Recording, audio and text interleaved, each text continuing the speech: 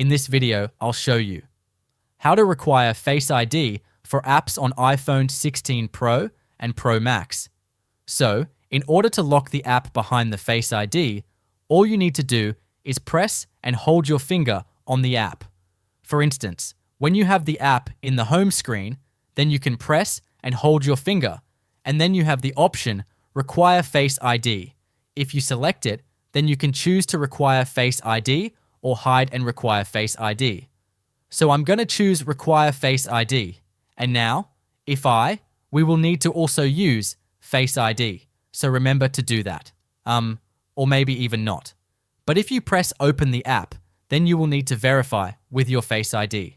And also, if you don't have the app in the home screen, you can, for instance, open this page over here. And you can do pretty much the same thing.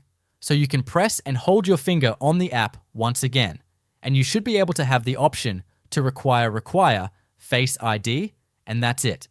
If this tutorial was helpful, please let me know in the comments below this video, and for more helpful tutorials, you can check the links in the description.